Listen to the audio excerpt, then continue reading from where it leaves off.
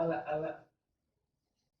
السلام عليكم، شلونكم شباب؟ شو اخباركم؟ اليوم الشارع العراقي كله مقلوب، الفيسبوك بالاخص الفيسبوك مقلوب عليه ام الاحمر.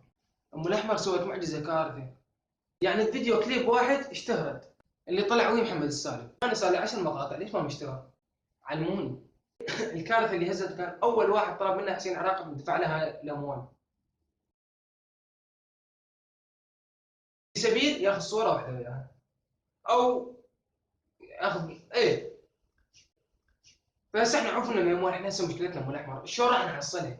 عندكم فكره شلون نحصلها؟ تكون مكان نجيبها ترقص بيه؟ تكون مكان اخر؟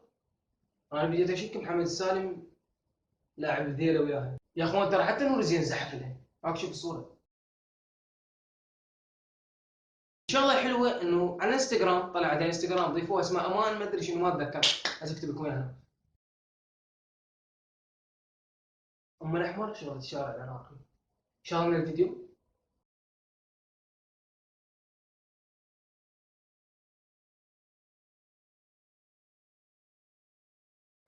بعد ما تعمل راح تشوف مي على روحي، حميات حاره ماكو. يدنا الفيديو الرقصه الحلوه.